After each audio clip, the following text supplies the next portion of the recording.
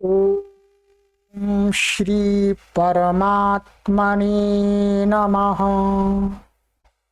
ओम श्री गुरुभ्यो नमः। ओम श्री ऋषिभ्यो नमः। ओम असतो मा सद्गमय तमसो मा ज्योतिर्गमय मृत्योर्मामृतंगमय।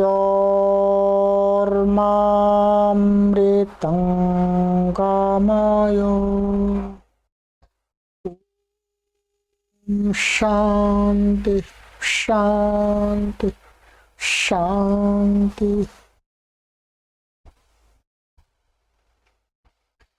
सर्वेभ्यो नमः। देववाणी संस्कृतम यूट्यूब चलदृश्यम प्रति भवतां भवतीनां च हार्दं स्वागतम। आइए मित्रों, हम अष्टाध्यायी भाष्य प्रथमावृत्ति को निरंतर पढ़ रहे हैं लंबे समय से, और पढ़ते पढ़ते हमने आज तक आपको 264 कक्षाओं को पढ़ा दिया है। 264 को क्लासेस को मैंने पढ़ा दिया है। आज हम आपको पढ़ाएंगे 265वीं क्लास को पढ़ाएं।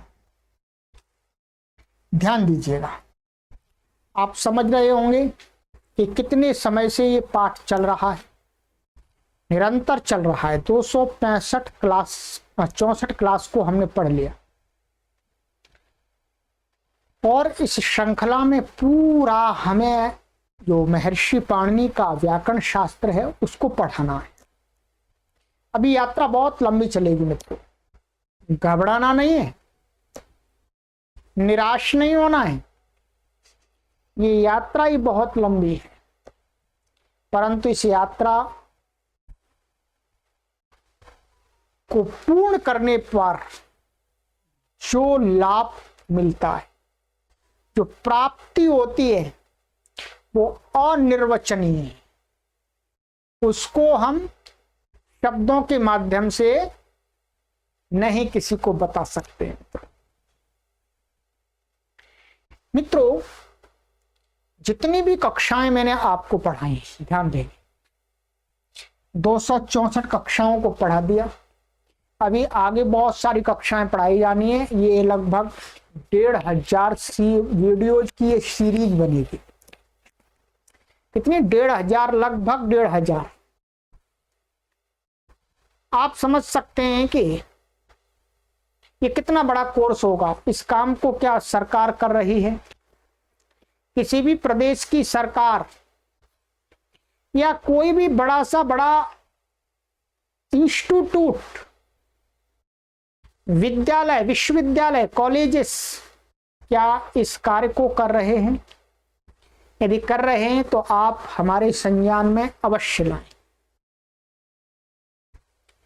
और यदि नहीं कर रहे हैं तो आपको इस बात को स्वीकार करना पड़ेगा। मित्रों, ये बहुत बड़ा कार्य है, ये बहुत बड़ा कार्य है, इसलिए इस कार्य को करने का लोग विचार भी नहीं करते।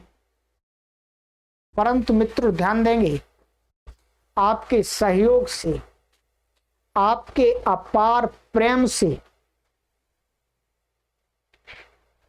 गुरुओं के आशीर्वाद से, परमपिता परमेश्वर की कृपा से हमने इस कार्य को करना आरंभ किया है, और इस कार्य को पूरा करके रहेंगे।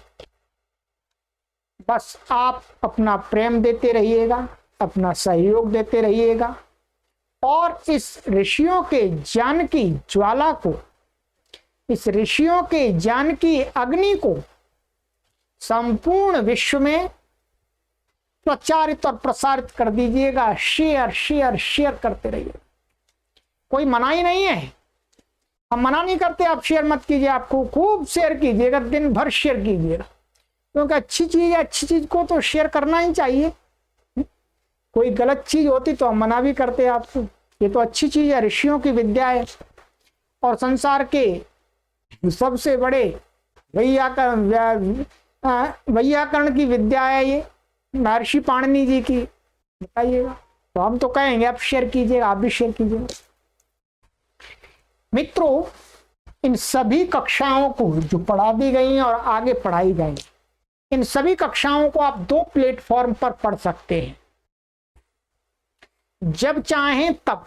ये सभी कक्षाएं पढ़ा दी हैं, आप शुरू से आज भी पढ़ सकते हैं, 10 साल बाद भी पढ़ सकते हैं, 50 साल भी बाद पढ़ेंगे, 100 साल बाद भी पढ़ सकेंगे, हम चले जाएंगे, परंतु ये कक्षाएं यहीं पर बनी रहेंगी आपके लिए, ठीक है। आगे आने वाले जो हमारे प्रिय पाठक होंगे उनके लिए भी बनी रहेंगी। 2 प्लेटफॉर्म पर हमने इनकी व्यवस्था बनाई है, एक YouTube चैनल पर आप पढ़ सकते हैं इनको, और एक देववाणी संस्कृतम ऐप। देववाणी संस्कृतम ऐप पर भी आप इन्हीं कक्षाओं को बिना किसी एडवर्टाइजमेंट के पढ़ सकते हैं। उस देववाणी संस्कृतम ऐप को प्ले स्टोर से डाउनलोड करने के लिए इसी वीडियो के डिस्क्रिप्शन में आपको एक लिंक दिया गया है, उस लिंक पर आप क्लिक करेंगे तो आप प्ले स्टोर में जाएंगे, प्ले स्टोर में से उस देववाणी संस्कृतम ऐप को डाउनलोड करके आप इस पूरे कोर्स को आराम से अपनी समय की सुविधा के अनुसार जब चाहें तब पढ़ सकते हैं, जैसे चाहें वैसे पढ़ सकते हैं, और जितने दिन चाहें उतने दिन पढ़ सकते हैं, ठीक। हाँ, ये ध्यान रखेंगे, ऐप के अंदर आप वीडियो को डाउनलोड मत कीजिएगा। यदि आप ऐप के अंदर वीडियो को डाउनलोड करने का प्रयास करेंगे तो आपको वो ऐप का जो सिस्टम है वो ब्लॉक कर देगा, फिर आपको कठिनाई हो जाएगी पढ़ने में। इसलिए ऐप के अंदर कभी भी आप डाउनलोड करने का कोशिश मत कीजिएगा, वहां पर डाउनलोड का ऑप्शन बंद रखा है। यूट्यूब पर आप डाउनलोड कर सकते हैं, पर डाउनलोड करने से आपको लाभ क्या है? ये तो नहीं है कि 10-20 वीडियो का कोई कोर्स है, ऐसा नहीं है। ये हजारों वीडियो का कोर्स है, आप कहाँ रखेंगे इसको? इस यूट्यूब पर रखा हुआ है, दी ऐप के अंदर रखा हुआ है, वहीं काफी है। आप करेंगे क्या? वहीं पर पढ़िएगा आराम से, आप क्यों झंझट में पढ़ते हैं? तो आप 2 जगह पढ़ सकते हैं, ऐप के अंदर पढ़ सकते हैं और देववाणी संस्कृतम यूट्यूब पर भी पढ़ सकते हैं, आराम से आनंद से पढ़ ही रहे हैं। तो मित्रों, इस महान अभियान को चलाने के लिए मुझे आपके आर्थिक सहयोग की भी आवश्यकता होती है। मेरे प्रिय पाठक कुछ सहयोग करते हैं, उन सभी के लिए मैं प्रणाम करता हूं, उनका धन्यवाद करता हूं। परंतु सभी पाठकों से मैं ये सहयोग चाहता हूं कि प्रत्येक पाठक अपना आर्थिक सहयोग देववाणी संस्कृतम ट्रस्ट हरिद्वारम को दे, क्योंकि हमें इस कार्य को बहुत विस्तार देना है मित्रों, भी बहुत विस्तार देना है। ये कार्य ऐसा बनाना है कि जहां पर देश विदेश से हजारों लोग आकर के संस्कृत भाषा का ज्ञान प्राप्त करके जाएं और कहें कि हम भारत देश से देववाणी को सीख करके आए हैं, संस्कृत माता को सीख करके आए हैं। ऐसी व्यवस्था बनाने जा रहे हैं मित्रों हम, परंतु आपका सहयोग चाहिएगा। आप अपना सहयोग हमें अवश्य देते रहिए। आपका थोड़ा सा भी सहयोग इस कार्य को बहुत विस्तार देगा, बहुत लंबा आयाम में ये चला जाएगा मित्रों। आपकी एक घी की बूंद डाली हुई इस चिंगारी को बहुत प्रज्वलित कर देगी मित्रों, संपूर्ण विश्व को प्रकाशित और आलोकित कर देगी मित्रों। इसलिए अपना आर्थिक सहयोग हमें प्रति माह आप भेजते रहिएगा, प्रत्येक पाठक। यदि आप संस्कृत नहीं पढ़ते हैं, किसी कारण बस कोई आपके पास समय नहीं है, कोई परेशानी है, तो भी आप इस संस्कृत माता के प्रचार प्रसार के अभियान में अपना आर्थिक सहयोग हमें प्रेषित करते रहें मित्रों। चलिएगा, ये तो मैंने आपको थोड़ी सी सूचना दी है। और इस कोर्स को पढ़ने के लिए पुस्तकों की आवश्यकता होती है। आप व्हाट्सएप नंबर पर संपर्क करके देववाणी संस्कृतम जो संस्थान है वहां से पुस्तकों को भी प्राप्त कर सकते हैं। चलिए, आइए मित्रों, अब आगे चलते हैं। हम आज कक्षा पढ़ेंगे 265 में। ये मित्रों हमारा चल रहा है, मैंने आपको अभी तक यहां तक पढ़ा दिया है। ये अष्टाध्यायी के सूत्र है, अष्टाध्यायी है, मैंने आपको यहां तक पढ़ा दिया है। देखिए, विभाषा क्रेई गत कक्षा में मैंने आपको ये पढ़ा दिया, यहां तक पढ़ा दिया, आपको ध्यान देंगे, ठीक। अब आगे ये यहां तक था आपका कर्म प्रवचनी संज्ञा और निपात संज्ञा चल रही थी, और इससे पहले यहां से ये कहां से चालू हुई थी आपकी कर्म प्रवचनी संज्ञा, यहां से चालू हुई थी, यहां से 82 से, ठीक है। यहां से ये संज्ञा कर्म प्रवचनी और निपात संज्ञा पीछे से आ रही है, यहां से हुई है। कभी भी आपको कर्म प्रवचनी संज्ञा देखनी हो, जाननी हो किसकी होती है, तो आप यहाँ 82 में प्रथम अध्याय के चौथे पाद के 82 में सूत्र से लेकर के यहां तक 97 तक के सूत्रों को देख लीजिए। बस यहीं पर कर्म प्रवचनी संज्ञा का विधान है, ठीक है। साथ में निपात संज्ञा का भी विधान है, पर निपात संज्ञा और भी होती है। इससे पूर्व में आपको क्या करना था, ये पहले ऊपर संज्ञा चल रही थी आपकी गति संज्ञा, गति संज्ञा और निपात संज्ञा चल रही थी। यहां से गतिश्च से लेकर के 59 सूत्र से लेकर के आपकी यहां तक, कहां तक, यहां तक 78 तक क्या चल रही थी, गति संज्ञा और निपात संज्ञा भी चल रही थी, उपसर्ग संज्ञा भी चल रही थी, ठीक है। तो ये संज्ञाएं यहां पर है। अब हमारा इन संज्ञाओं से भिन्न प्रकरण आरंभ हो रहा है, परंतु ये प्रकरण बहुत ही महत्वपूर्ण प्रकरण है। संस्कृत के सभी प्रकार के पाठकों को, चाहे प्रौढ़ पाठक हैं, चाहे सामान्य पाठक हैं, चाहे मध्यम पाठक हैं, सभी के लिए, चाहे आप अध्यापक हैं, चाहे छात्र हैं, ठीक है, कोई भी हैं आप या जिज्ञासु हैं, सबके लिए बहुत ही महत्वपूर्ण ये पाठ बचा हुआ है। अब वो यहां से लेकर के ये लाह परस्मय पदम से लेकर के पाद के अंत तक के जो सूत्र हैं, बहुत ही इंपॉर्टेंट सूत्र हैं, बहुत ही महत्वपूर्ण सूत्र हैं, ध्यान से पढ़ना है, ठीक। चलिएगा, अब हमारा जो सूत्र है वो कौन सा है, 98वां, लाह परस्मयी पदम। चलिए आइएगा,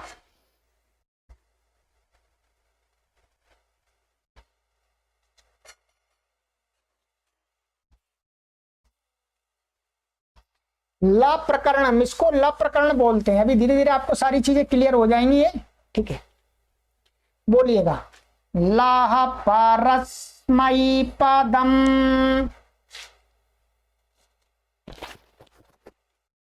लाह परस्मयी पदम,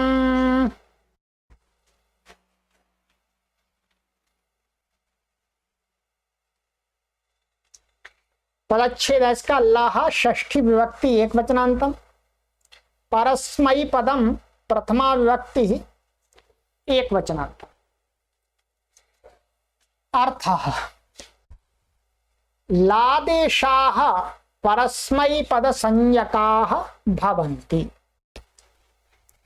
सामान्य सा अर्थ है, लादेशा माने ला के स्थान पर हुए जो आदेश, वो क्या है लादेश, अभी समझा देंगे, आपको समझ में भी आ गया होगा। वैसे लादेश हैं उनकी क्या हो जाती है, परस्मयी पद संज्ञका, माने वो परस्मयी पद संज्ञक हो जाते हैं, उनका नाम रख दिया परस्मयी पद संज्ञा। ध्यान देंगे ये कैसा सूत्र है, संज्ञा सूत्र, संज्ञा सूत्रम, ठीक है। कौन सी संज्ञा कर रहा है ये, परस्मयी पद संज्ञा, बहुत प्रसिद्ध है। हम प्रारंभ में कोई भी कक्षा के विद्यार्थियों को पढ़ाते हैं, वहां पर भी बताते हैं परस्मयी पदम, आत्मनेपदम, तो ये संज्ञाएं हैं। अब आपको कोई पूछता है कि परस्मयी पद संज्ञा किससे होती है, महर्षि पाणिनि ने कहाँ कहा है परस्मयी पद संज्ञा का सूत्र, तो आप कहाँ आएंगे, लाह परस्मयी पदम, माने लादेशाः परस्मयी पद संज्ञकाः भवन्ति। ल के स्थान पर हुए जो आदेश हैं वो परस्मयी पद संज्ञक होते हैं। अब आ जाइएगा, धीरे धीरे नैया पार लगती है। ये लादेश क्या है, लादेश पहले भी हमने आपको तिवारी उत्पत्ति कराई है, वहां पर समझाया है। ये ल का अर्थ है, ध्यान दीजिएगा, ल का अर्थ है लका, जो लट, लट, लोट, लंग, विधिलिंग, जितने भी लकार हैं आपके, सभी लकारों का ल ले लिया है, तो इसका मतलब इस सभी, ये क्या है, सभी लकारों का परिचायक है। क्या? सभी लकारों को कह रहा है। लकार माने लादेश का अर्थ है लकारादेश। लट लकार है, लोट लकार है, लंग लकार है, विधिलिंग लकार है, लिट लकार है, आशीलिंग लकार है, लृंग लकार है, लिट और लिट लकार, लुट लकार है आपका, लुंग लकार है, ये सारे लकार है। तो इनके स्थान में जो आदेश होते हैं वो क्या है?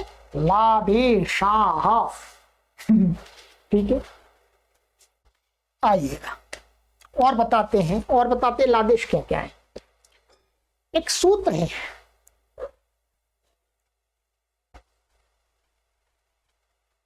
ये देखिएगा, तीसरे अध्याय के चौथे पाद का है ये सूत्र, लस्य।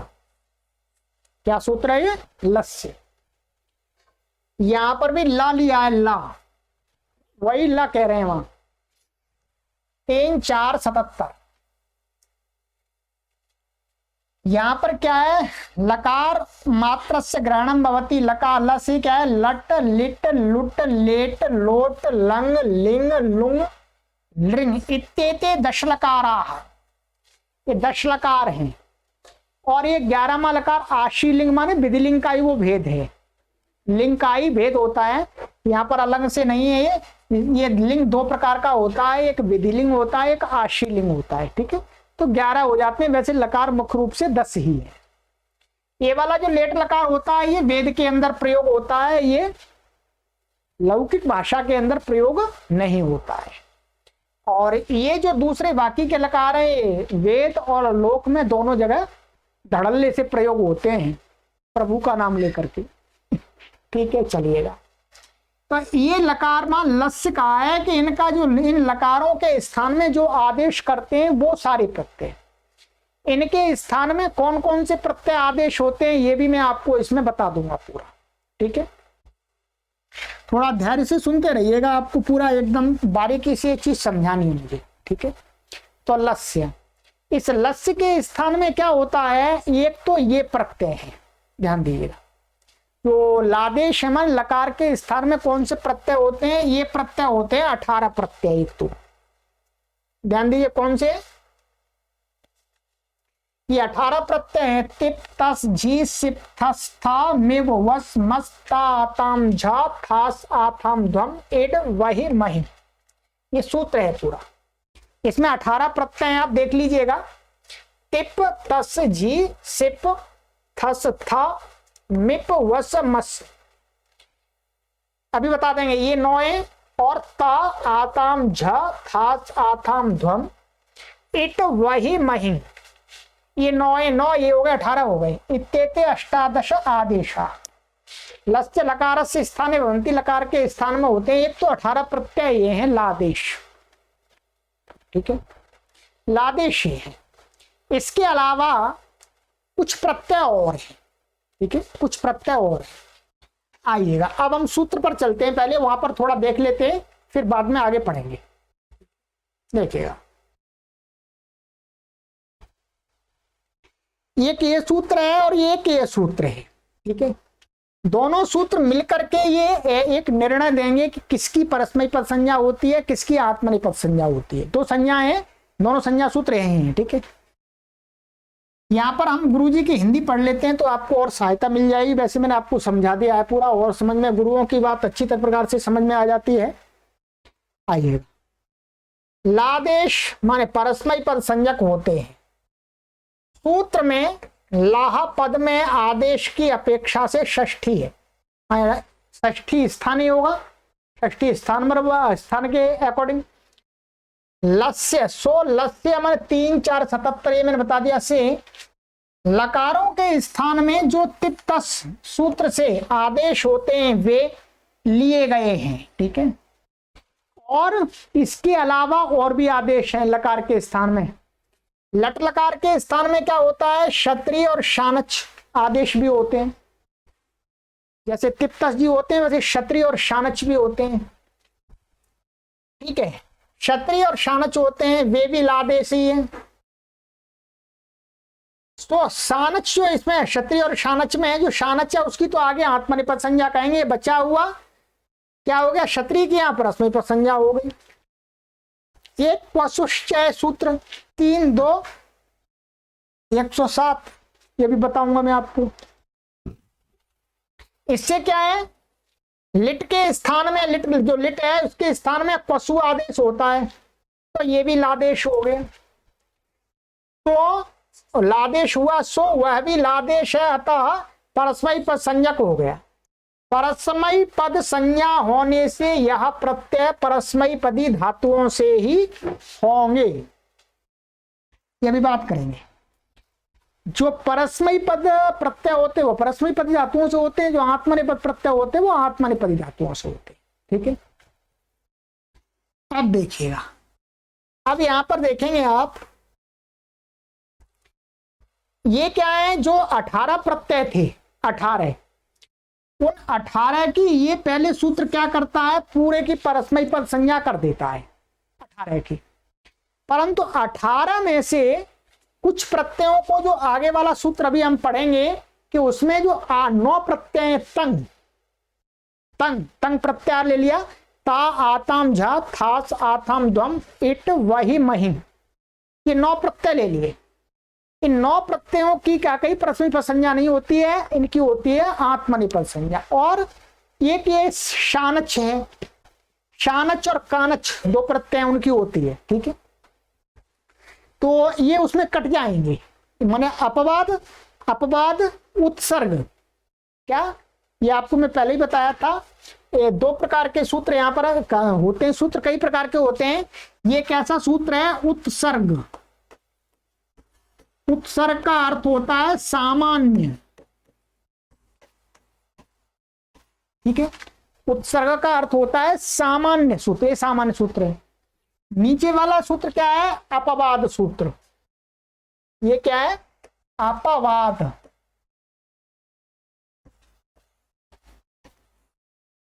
ये अपवाद सूत्र है। सामान्य सूत्र के से अपवाद सूत्र बलवान होता है। यहां क्रम में ये बाद में दिया है, परंतु ये पहले लगेगा, वो बाद में लगेगा। ठीक है, इसके लगने के बाद बच्चे कुचे में वो लगेगा। ठीक है, तो अब हमने क्या जाना, परस्मयी पद संज्ञा यहां पर गुरुजी ने साक्षात लिख दिया है, किस किस की होती है। टिप तस झी सिप थस था मिप वस मस, ये 9 प्रत्यय हो गई, इनकी परस्मयी पद संज्ञा होती है। और क्षत्रिय और क्वसु, ये 2 प्रत्यय। कितने प्रत्यय हो गए ये बोलो, 11। 11 प्रत्ययों की परस्मयी पद संज्ञा है। इसका अर्थ क्या हुआ, ये प्रत्यय कैसी धातु से होंगे, जो धातु पाठ में परस्मयी पदी है, उनसे ही होंगे, सभी से नहीं होंगे ये। ठीक है, क्या सभी से नहीं होंगे। अब आइएगा, पहले मैं आपको बाद वाले सूत्र, पहले अब यह आगे का सूत्र पढ़ा देता हूं, फिर पूरे पर एक बार विचार करेंगे। ठीक है, आइएगा। तनानावात्मनेपदम, ये भी कैसा सूत्र है, संज्ञा सूत्र।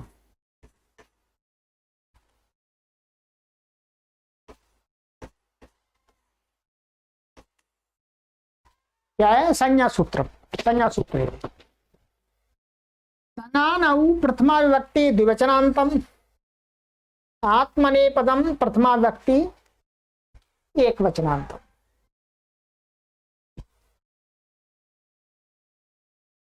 समास है इसके अंदर, इसमें समास करना पड़ेगा, तंग च आनश्च तंगानौ। ठीक है, एतरे तर योग द्वंद्व। क्या, तंग च आनश्च तंगानौ, तंग और आन इनको क्या बोला गया है यहाँ पर, तंगानौ। इतर योग द्वंद्व समास हो गया। अर्थात तंगानौ आत्मनेपद संज्ञकौ भवतः, जो तंग है, तंग का अर्थ क्या है, जो आपको यहां पर यहाँ पर जो 18 प्रत्यय है इसमें क्या है, तंग प्रत्याहार बना लिया हमने। यहां से त से लेकर के यहां तक कितने 9 प्रत्यय हैं, ता आताम झा 3 हो गए, 4 5 6 7 8 9, ये 9 प्रत्ययों को क्या है, तंग कहा गया है। तो इनकी आत्मनेपद संज्ञा होती है, आत्मनेपद किससे, तंगानाम आत्मनेपदम से। और क्या कहा है यहां पर देखिएगा, आन, आन है जिन प्रत्ययों का आन बचता है और वो ल के स्थान में हुए हैं, ल के स्थान में वो आए हैं और उनका आन बचता है, तो उनकी भी क्या हो जाती है, बोलो, आत्मनेपद संज्ञा। ये कौन से, शानच है और कानच है। इनमें शानच में भी क्या श चला जाता है, च चला जाता, आन बचता है, और इसमें भी कानच में भी क चला जाता है, च चला जाता, आन बचता है। तो ये 2 प्रत्यय कैसे ये लकार के स्थान पर होते हैं। तो आपको ऊपर बताया था, लटा क्षत्रि शान चा प्रथमा समानाधिकरण, और लिटा कानजवा, एक सूत्र भी बताऊंगा, लिटा कान, लिट लकार के स्थान में होता है ये भी। तो इन 11 प्रत्यय, ये भी 11 प्रत्यय हैं आपके, कितने बोलो, 11। इन 11 प्रत्ययों की क्या होती है, आत्मनेपद संज्ञा, और उन 11 प्रत्ययों की क्या होती है, परस्मैपद संज्ञा। ये विभाग कर दिया, ठीक है। अब आपको कोई भी पूछे कि आत्मनेपद संज्ञक प्रत्यय कितने हैं, आत्मनेपद संज्ञा कितने प्रत्ययों की गई है, बताइएगा जल्दी से। 11 प्रत्ययों की। किन की, तंग में ता आताम झ थास आथाम ध्वम इट वही महिम और शानच और कानच, ये 11 प्रत्यय हैं, ठीक है। कोई पूछे आपको परस्मैपद संज्ञा कितने सूत्रों, कितने प्रत्ययों की है, क्या उत्तर देंगे, 11। किन किन की, और कहिएगा, टिप तस जी सिप थस था मिप वस मस और क्षत्रिय और पशु, बस इनकी है, ठीक है। ये प्रत्यय हैं आपके। चलिएगा अब हम चलते हैं आगे, ये आपको संज्ञा हो गई। अब मैं आपको ये सूत्र दिखा देता हूं इनका मुख्य रूप से। देखिए, तिप तो ये लादेश हैं, 18 ये बता दिया, 18 में 9 की आत्मनेपद संज्ञा, परस्मैपद संज्ञा, ठीक है। और इसके अलावा फिर आपका ये यहां पर सूत्र था,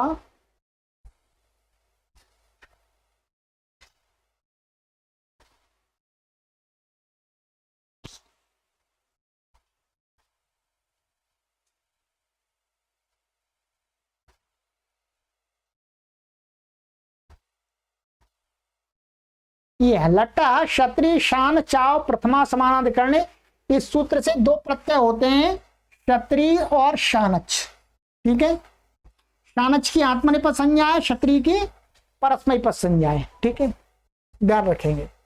ल के स्थान में होते हैं लट लकार को। इसके अलावा फिर है आपका